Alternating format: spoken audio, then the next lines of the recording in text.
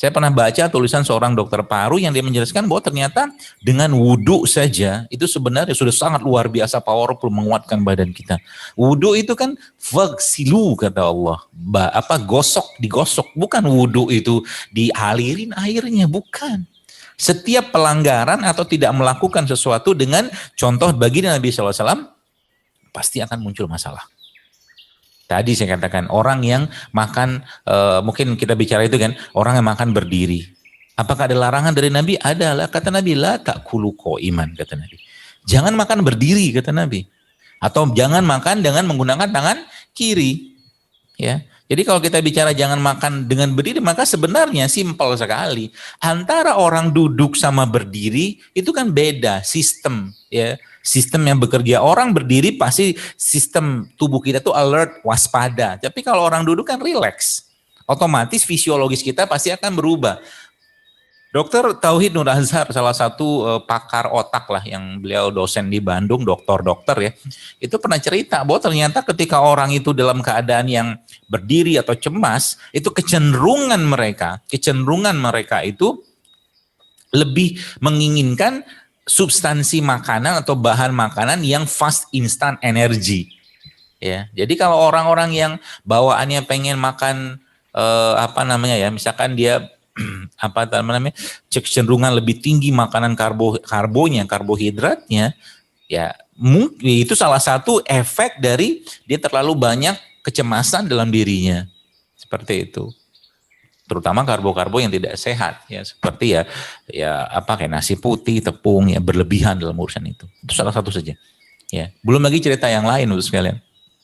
Ya, kalau kita cerita bagaimana tidurnya Nabi, kita cerita bagaimana minumnya Nabi, ini kita tidurnya Nabi aja kita nggak ikutin, cara makan Nabi kita nggak ikutin, mau cerita yang lain kayak apa, susah. Ya, belum lagi cerita tentang suatu amal itu pahalanya tergantung tingkat kesulitan. Tadi saya bilang tentang puasa, misalkan kita bicara tentang puasa, ya puasa tuh susah nggak? Susah, karena saking susahnya puasa. Apa yang Allah janjikan dalam Al-Quran, puasa dalam hadis ya, puasa itu untukku kata Allah. Kalau semua amal minimal, baru sekalian ya, minimal amal itu pahalanya 10 kali lipat sampai 700 kali lipat, dan puasa tidak disebutkan berapa. Subhanallah kan. Jadi semakin kita mengenal Islam sekarang, maka kita akan semakin paham bahwa ini agama yang sangat-sangat sehat.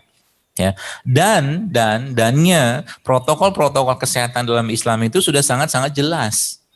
Ya, kenapa kita disuruh berbekam oleh Rasulullah SAW pada tanggal 17, 19, atau 21? Apa bedanya efek ke tubuh kita ketika dilakukan pada tanggal-tanggal muda atau tanggal-tanggal akhir?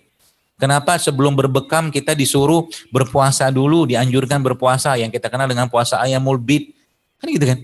Kenapa tanggal 10 Muharram atau 9 atau 10 Muharram yang kita kenal dengan hari Asyura itu kita disunahkan untuk berpuasa? Kenapa khusus pada tanggal itu? Ada apa dengan bumi pada tanggal itu? Dan apa hubungannya dengan manusia pada tanggal itu? Itu bisa diteliti. Kenapa katakanlah para ilmuwan Islam mengatakan berbekam itu misalkan lebih baik dikerjakan pada siang hari, bukan pada sore atau malam hari atau pagi hari? Kan bisa diteliti sebenarnya. Kenapa? Karena manusia hidup di bumi, yang bumi itu sebenarnya kita bersinergi sama kita bersinergi dengan bumi, ya.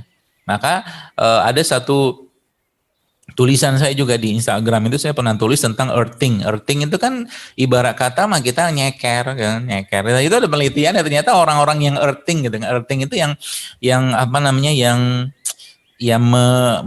menempelkan lah kakinya ya, bukan alas kaki ya, kakinya itu ke bumi, itu seperti ngegrounding gitu kan, ngegrounding itu ibarat kata kalau kita punya rumah atau mungkin tower yang tinggi, itu kan di atasnya ada menara penangkal petirnya kecil gitu kan, nanti ground masuk ke bawah, ditaruh kan di kabelnya itu, kawat itu nanti dimasukkan ke dalam tanah. Masya Allah tabarakallah sekalian. Dan ngegrounding kita itu apa? Sebenarnya nge-grounding kita itu adalah kalau secara aktivitas kita, nge-grounding kita itu ya sholat sebenarnya, nge-grounding gitu kan. Grounding kita sholat. Maka ada waktu-waktu kita disunahkan untuk, bukan sunahkan, diwajibkan untuk sholat. Sholat subuh, zuhur, asar, maghrib, isya, seperti itu. Ditambah nge-grounding yang lain. Ya kenapa? Ya karena memang kita butuh ngeground gitu kan. Dan itunya kan apa namanya? Ibarat kata mah antena kan di sini nih sinyalnya. Disuruh ngeground ke tanah. Ya, dan di bumi tubuh kita semuanya kan elektron. Jadi ketemu elektron ya dia makin stabil gitu kan seperti itu. Ya Masya Allah tabarakallah itu sekalian. Jadi hal-hal seperti inilah yang sebenarnya kalau boleh saya katakan kenapa kayak sekarang kalau kita bicara tentang penyakit ya penyakit degeneratif. Kalau kita kembalikan ke konsep awal tadi tentang penyebab penyakit adalah bermasalahnya kolbu atau hati seseorang. Orang yang marah berlebihan, benci berlebihan, bahagia berlebihan, ya, atau orang yang mengikuti hawa nafsunya, ya, terlalu berlebihan, nafsunya dimanja luar biasa, pasti akan menimbulkan penyakit. Dan penyakit awal itulah penyakit hati atau kolbu tadi. Bagaimana kita menjelaskan itu? Atau bagaimana saya menjelaskan? Gampang. Ya Bapak sekalian, subhanallah, Masya Allah, kalau kita bicara tentang orang yang kena, penyakit kolesterol atau stroke lah, atau darah tinggi. Cobalah tanya kepada mereka orang-orang yang kena kolesterol tadi, pola makan mereka seperti apa? Ya, saya yakin ya besar kemungkinannya, saya tidak menuduh, tapi besar kemungkinannya mereka jarang puasa, jarang makan sayur, jarang makan buah, jarang minum air, jarang serat. Yang dikonsumsi kebanyakan atau sebagian besar adalah yang menyenangkan lidah dan selera mereka saja. Ya, seperti itu kan adanya kan kita lihat. Itu penyakit nggak? Penyakit. Dan sudah saya jelaskan tadi bahwa dasar sehat seorang muslim itu adalah kolbunya dulu. Dan kolbu itu ada penyakit. Ulama-ulama menyebutkan penyakit kolbu itu ada dua. Kalau nggak syubhat, syahwat. Subhat, syahwat, subhat, syahwat. Subhanallah.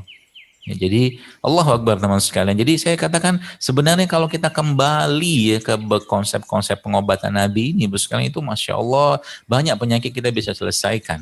Ya tadi saya sampaikan bahwa generatornya itu dibenerin gitu kan. Jadi kalau generatornya dibenerin, inti atom dibenerin, berarti setiap orang itu punya kewajiban ya atau amanah untuk menjaga itu tidak bermasalah. Ya, bermasalah dengan dari apa? Dari dosa yang dia kerjakan. Kita semua pasti pernah berdosa, ya. Tapi yang sebaik-baik manusia kata Nabi sallallahu alaihi wasallam adalah orang-orang yang bertobat. Allahu Akbar. Jadi subhanallah teman-teman sekalian. Sehingga nanti apa? Bisa saja nanti, cobalah teman-teman ya, kalau mau nyobain gitu kan, coba Anda wudu yang benar gitu kan, kemudian sholat 2 rakaat, ya sholat sunnah gitu kan. Lalu habis itu cobalah ambil tangan seperti ini ya, tangan kita ini ya, lalu letakkan di dada. Lalu di situ Anda baca ayat-ayat Allah di situ, elus dadanya. Insya Allah kan tenang. Tenang hatinya dan minta pada Allah, ya Allah semoga dengan ayat-ayat atau bacaan-bacaan yang kubaca ini hatiku tenang, jiwaku tenang, atau juga kita bisa meruqyah diri kita sendiri. Itu salah satu bentuk pengobatan Islam yang saya katakan sebenarnya dia bisa juga bermanfaat untuk hal-hal yang berhubungan dengan fisik. Asal apa? Asal yang mengerjakannya juga punya generator yang kuat dan yang menerima perlakuan tadi juga sudah dikondisikan orangnya.